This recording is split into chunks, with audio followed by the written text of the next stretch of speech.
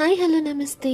మనం Indus valley civilisation గురించి మాట్లాడుకుంటున్నాం కదా. సో ప్రీవియస్ వీడియోస్లో హరప్ప, మోహెంజాదారో, చెన్హుదారో, కాళీబంగన్, లోతల్ ఈ సైట్స్ మాట్లాడుకున్నాం.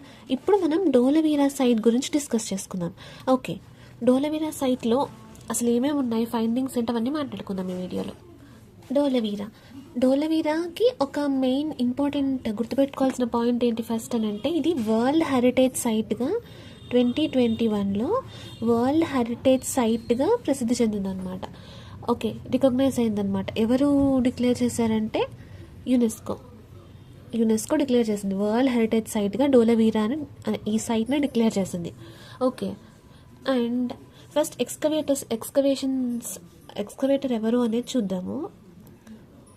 ఓకే, సో ఇక్కడ ఇద్దరు ఉన్నారు. ఫస్ట్ ఏంటి, JP Joshi is the first person.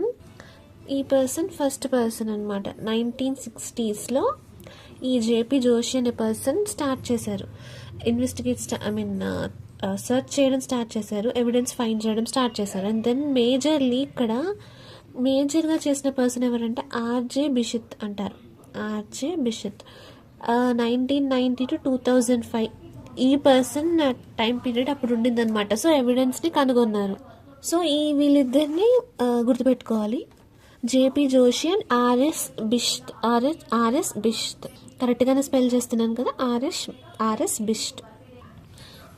ఇప్పుడు వీళ్ళ సైలెంట్ ఫీచర్స్ ఏంటో చూద్దాము.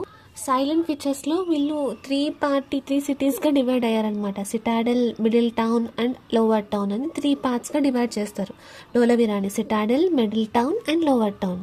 సిటాడెల్ అంటే ఇంకా అప్పర్ టౌన్ అన్నట్టుగా, అప్పర్ ఏరియా అన్నట్టుగా అంటారనమాట. రూలింగ్ క్లాస్ అంటే కొంచెం ఎకనామికల్ డెవలప్డ్ ఏరియాగా అంటారు.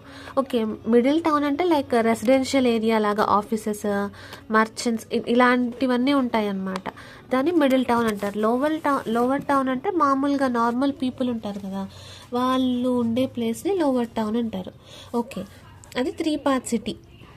ఓకే, అండ్ నెక్స్ట్ ఫోర్టిఫికేషన్ అంటే బ్రిక్స్ బదులు ఇక్కడ స్టోన్స్ యూజ్ చేసేవాళ్ళు. డోలవీరాలో స్టోన్స్తో కట్టేవాళ్ళు అనమాట, బిల్డ్ చేసేవాళ్ళు అనమాట బ్రిక్స్ బదులు. And public spaces like stadiums, open ground లాగా ఉండేదన్నమాట. ఇక్కడ ఓపెన్ గ్రౌండ్, స్టేడియమ్స్ లాగా ఉండేవి పబ్లిక్ ప్లేసెస్ అనేవి. అండ్ ఆల్సో వాటర్ కన్సర్వేషన్ ఎలా ఉండేదంటే, రిజర్వాయర్స్, ఛానల్స్ ఉంటాయి కదా, సో కొంచెం advanced system of reservoirs, channels లాగా ఉండే వాటర్ కన్సర్వేషన్ కూడా. And also cultural like burial grounds ఉండేవి. స్టోన్ ఆర్కిటెక్చర్ అనేది ఫేమస్ అనమాట ఇక్కడ. ఇవి దీని సైలెంట్ ఫీచర్స్. అండ్ ఆక్యుపేషన్ పరంగా వస్తే, నెక్స్ట్ ఆక్యుపేషన్ గురించి మాట్లాడుకుంటే, అగ్రికల్చర్, క్రాఫ్ట్ అండ్ ట్రేడ్, ఈ మూడిట్లో బాగా డెవలప్డ్ అనమాట ఇది. Agriculture, crafts and trade. Agriculture అంటే సెమీ ఏరియా రీజన్ లాగా, అంటే వాటర్ హార్వెస్టింగ్ ఉండేది ఇక్కడ.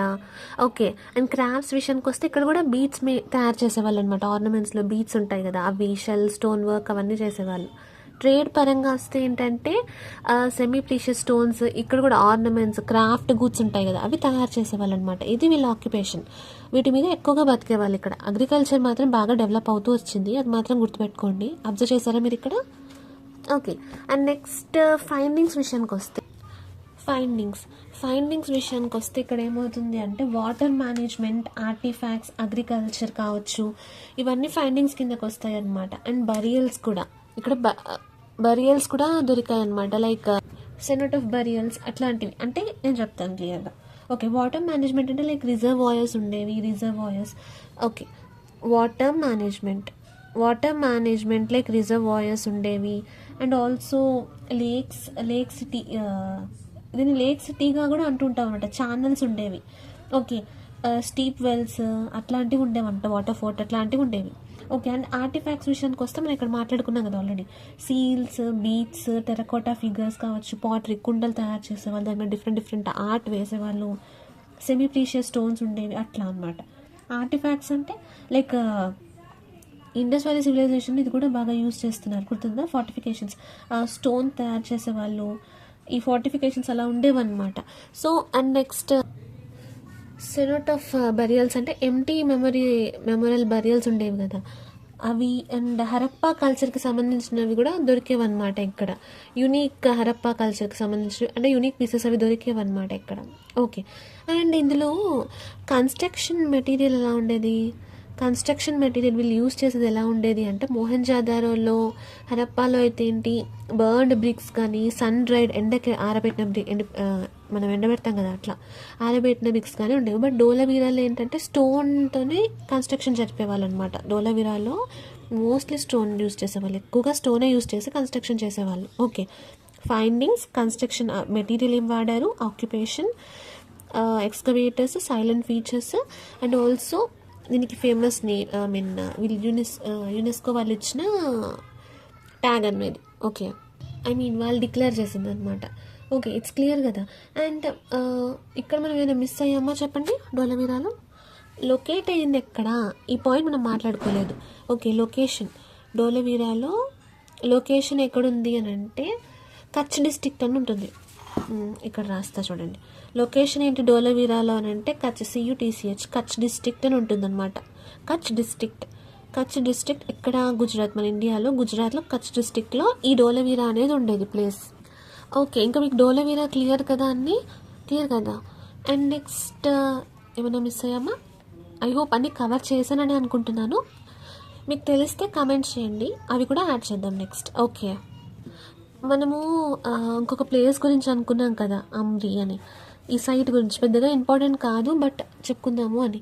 సో ఇది కూడా మాట్లాడుకుందాం ఇక్కడే. అమ్రి అంటే ఏం లేదు, ఇది ఇండస్ రివర్ ఉంటుంది కదా, సింధు నది ఒడ్డున, బ్యాంక్ ఆఫ్ సింధు రివర్ దగ్గర ఇది లొకేట్ అయి ఉందన్నమాట. ఇది దాదు అనే డిస్టిక్లో ఉంది ప్రజెంట్. ఇప్పుడు సింధు దాంట్లో దాదు అనే డిస్టిక్లో ఉంది, పాకిస్తాన్లో. ఓకే, అండ్ అమ్రి ఫైండింగ్స్ ఏంటంటే ఇక్కడ రైనోసర్స్ ఉంటాయి కదా, వాటి ఎవిడెన్స్ దొరికాయంట. ప్రీ హరప్పన్ ఎవిడెన్సెస్ దొరికాయంట, అప్పటివి దొరికాయి ఎవిడెన్సెస్ అని చెప్తారు.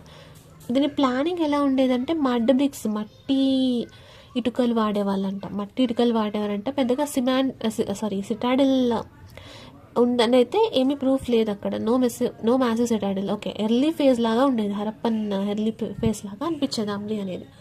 ఓకే, దీని ఎక్స్కవేటర్ ఎవరు అని అంటే ఎన్జీ మజుందార్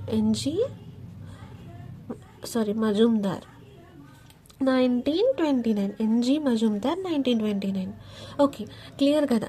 ఇంతే అమ్రి గురించి, పెద్దగా ఏం ఇన్ఫర్మేషన్ అయితే లేదు. మరి మీకు తెలిస్తే అయితే కమెంట్ చేయండి. ఇంకేమన్నా అప్డేట్ తెలిస్తే నేను నెక్స్ట్ వీడియోస్లో మీకు మళ్ళీ చెప్తాను. ఓకే, ప్రస్తుతానికి ఇంతే. ఇక్కడ క్లియర్ కదా. డోలవీరా అనేది ఇంపార్టెంట్, మీకు ఈజీగా అర్థమైంది కదా.